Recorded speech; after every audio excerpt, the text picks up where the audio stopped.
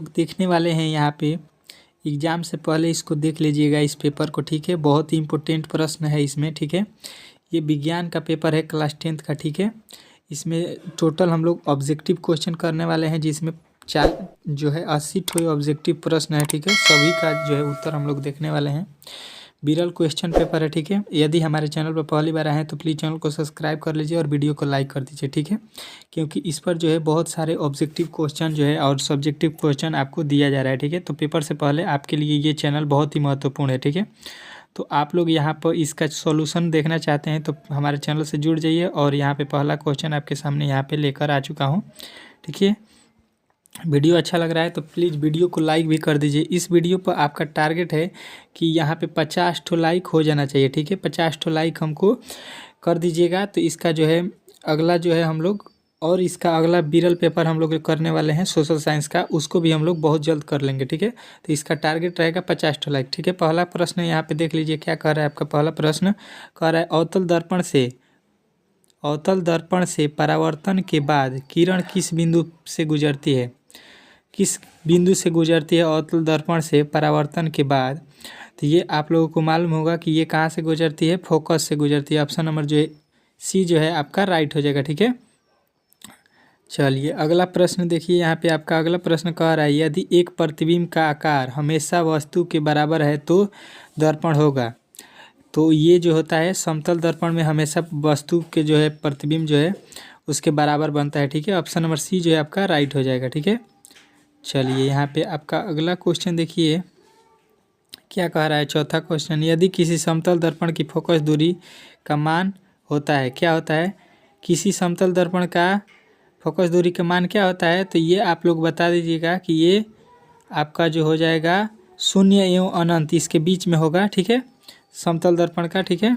चलिए अगला प्रश्न देखिए आपके सामने आ चुका है। पाँचवा गोलीय दर्पण के ध्रुव से वक्रता केंद्र की दूरी होती है, क्या होती है। गोलीय दर्पण के ध्रुव से वक्रता केंद्र की दूरी जो है आपको बताना है कि गोलीय दर्पण के ध्रुव से वक्रता केंद्र के बीच की दूरी को हम लोग क्या बोलते हैं।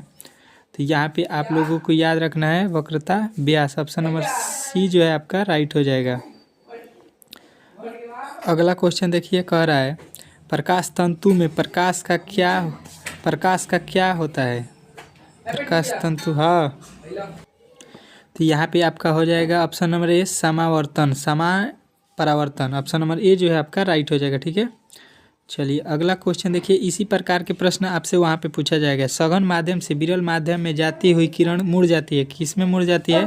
तो अभिलंब की ओर मुड़ जाती है, ठीक है, अभिलंब की ओर, ठीक है। ऑप्शन नंबर ए जो है। चलिए अगला क्वेश्चन देखिए आपके सामने यहाँ पे आ चुका है। 8वां निम्नलिखित में से किस लेंस की फोकस दूरी ऋणात्मक होती है। ऋणात्मक आपको मालूम होगा कि उत्तल लेंस का जो है ऋणात्मक होता है और प्लस किसका होता है मतलब धनात्मक। तो अवतल लेंस लगाइएगा, ठीक है। ये भी प्रश्न आपसे पूछा जा सकता है वहाँ पे, ठीक है। अगला प्रश्न देखिए आपके कह रहा है निम्नलिखित में से किसका अपवर्तनांक सबसे अधिक होता है। किसका अपवर्तनांक सबसे अधिक होता है ये आपसे पूछा गया है। मोस्ट वीवीआई प्रश्न है ये दोनों, ठीक है, इसके पहले वाले और ये भी। तो आपको याद रखना है कि हीरे का अपवर्तनांक जो होता है सबसे अधिक होता है। ऑप्शन नंबर बी जो है आपका राइट हो जाएगा, ठीक है। चलिए 10वां प्रश्न देखिए। यदि प्रकाश की चाल निर्वात में सी हो तो कांच n बराबर इतना में प्रकाश की चाल होगी, क्या होगी, ये आपसे पूछा गया है, ठीक है। तो आपको याद रखना है इसका जो है आपको राइट उत्तर आपको याद रखना है कि इसका जो हो जाएगा option number A 3c/2। Option number A जो है आपका राइट हो जाएगा, ठीक है। चलिए यहाँ पे आपका अगला क्वेश्चन आ चुका है। 11 नंबर का है स्विच लगाते हैं, स्विच कहाँ लगाते हैं। तो भूसंपर्क तार में, ऋणात्मक तार में, धनात्मक तार में, ये हम लोगों तो सभी में लगाएंगे। तो ये ऑप्शन नंबर जो है आपका डी हो जाएगा, ठीक है, उत्तर। चलिए अगला क्वेश्चन देखिए। वोल्टता V1 पर शक्ति P1 का प्रतिरोध वोल्टता V पर शक्ति P2 का प्रतिरोध को श्रेणी क्रम में जोड़ा जाता है तो क्या होगा इसका सूत्र। श्रेणी क्रम में जब हम लोग जोड़ते हैं तो उसका सूत्र क्या होता है। तो आपको याद रखना है कि जब भी हम श्रेणी क्रम में जोड़ेंगे तो उसका जो है सूत्र आपको यहाँ पे हो जाता है option number A P1 V1 plus P2 V2। Option number जो ए है आपका राइट हो जाएगा, ठीक है। चलिए अगला प्रश्न देखिए यहाँ पे आप चुका है। कह रहा है 13 निम्नलिखित में से कौन सी अभिव्यक्ति विद्युत परिपथ में विद्युत शक्ति को निरूपित करता है। विद्युत शक्ति को निरूपित करता है कौन। V बराबर क्या होता है IR। V बराबर होता है IR। तो उससे आप लोग जब निकालिएगा तो IR I²R हो जाएगा। ऑप्शन नंबर जो C जो दिया है आपका राइट हो जाएगा। ये ओम के नियम से है, ठीक है।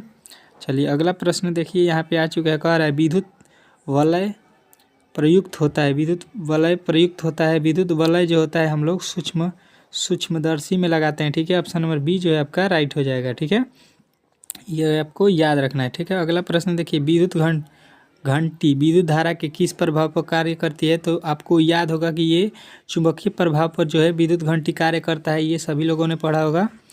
चलिए अगला प्रश्न देखिए, कह रहा है टेहरी बांध का निर्माण किस राज्य में हुआ है। टेहरी बांध का निर्माण किस में हुआ है, ये आपसे पूछा गया है।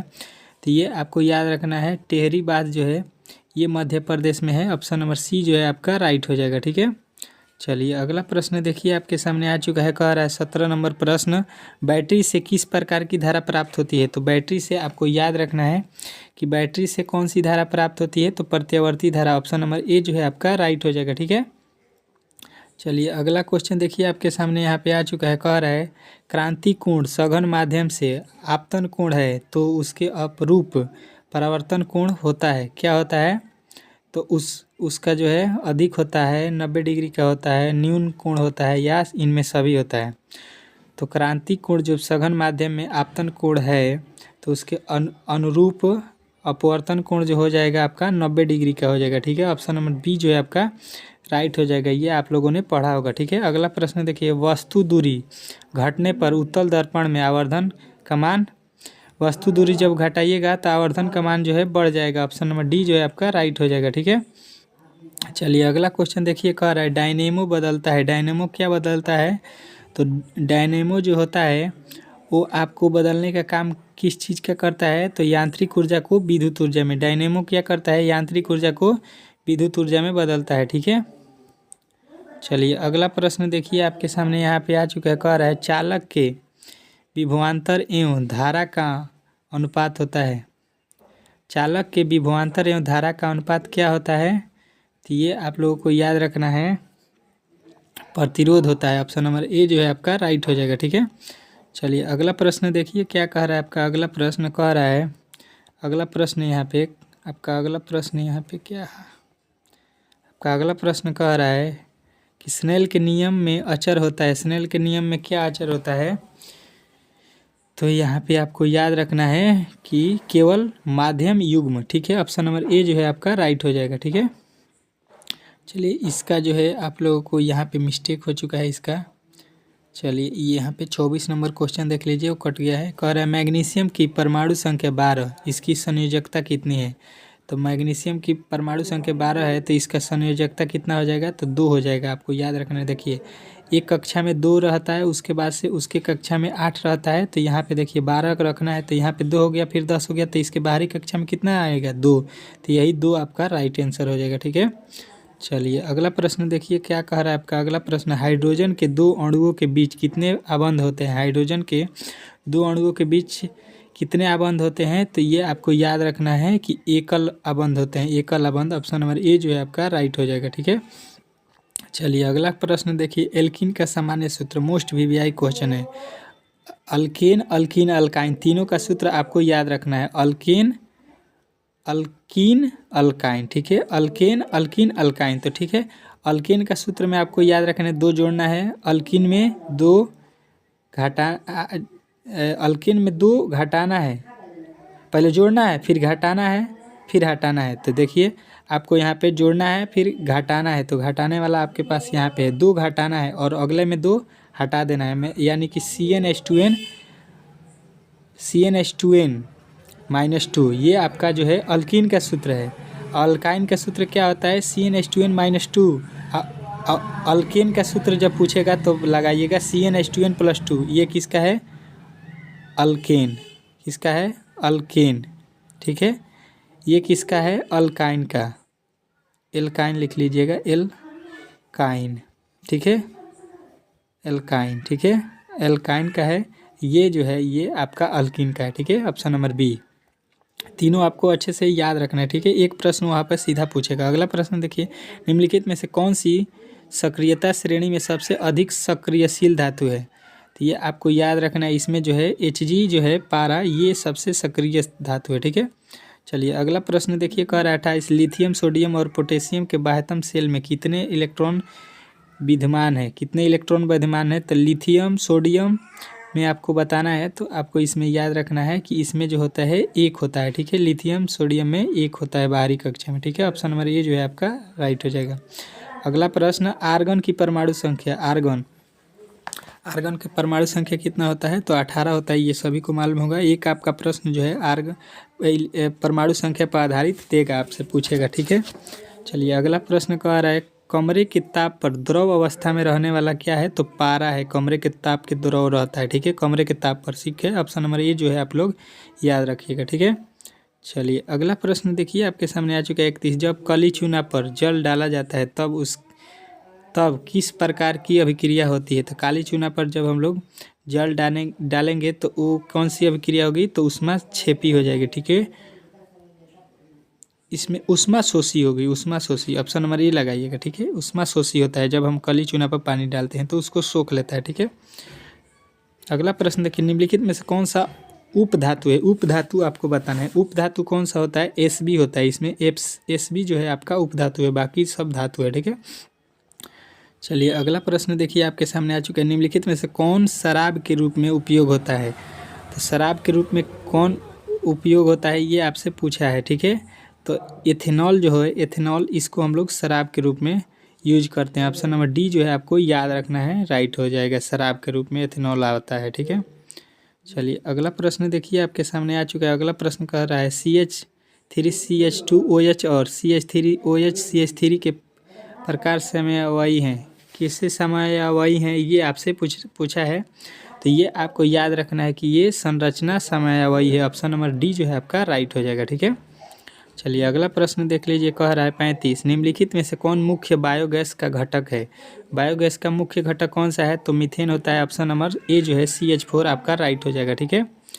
चलिए अगला प्रश्न देखिए, कह रहा है विद्युत अपघटनी परिसरण के अशुद्ध धातु को बनाया जाता है। तो अशुद्ध धातु को बनाया जाता है, तो आप लोग इसमें डी लगाइएगा। ये तीनों होते हैं, ठीक है, तीनों आपको होते हैं, तो ऑप्शन नंबर डी जो है इसका राइट हो जाएगा, ठीक है। चलिए अगला प्रश्न देखिए, आपके सामने कह रहा है कि ड्यूराइलुमीन किस धातु का मिश्रण है? किस धातु का मिश्रण है? तो ये आपको याद रखना है कि ये होता है एसेन का मिश्रण होता है, ठीक है। ऑप्शन नंबर डी जो है आपका राइट हो जाएगा, ठीक है। चलिए अगला प्रश्न देखिए, 38, एसिटिक एसिड का IUPAC नेम क्या है? तो एसिटिक एसिड का जो है IUPAC नेम आपको याद रखना है कार्बोक्सिलिक अम्ल, ठीक है। इसको हम लोग कार्बोक्सिलिक अम्ल बोलते हैं, ठीक है। अगला प्रश्न देखिए, एथेनॉल को सांद्र H2SO4 के साथ इतने डिग्री पर गर्म करने पर निम्नलिखित में से क्या बनता है?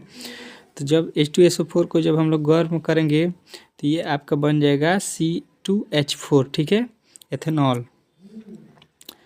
अगला प्रश्न देखिए, कह रहा है 40, निम्नलिखित में से कौन सी धातु ठंडे और गर्म जल से अभिक्रिया नहीं करती है? तो आपको याद रखना है कि जो लोहा होता है वो ठंडा और गर्म, इससे जो इसका अभिक्रिया नहीं होता है, ठीक है। ये आपको याद रखना है, ठीक है। अब यहाँ पे आपको टोटल जो है 40 प्रश्न करा दिया गया है। इसके बाद से हम लोगों ने अगले वीडियो में 40 प्रश्न करेंगे, क्योंकि वीडियो लंबा हो गया है, ठीक है। तो यदि आप हमारे चैनल पर पहली बार आए थे तो प्लीज़ चैनल को सब्सक्राइब कर लीजिए और वीडियो को लाइक कर दीजिए, ठीक है, क्योंकि यहाँ पे जो है PBI ऑब्जेक्टिव क्वेश्चन जो है कराया जा रहा है, ठीक है। तो चलिए मिलते हैं अगले वीडियो में, तब तक के लिए जय हिंद।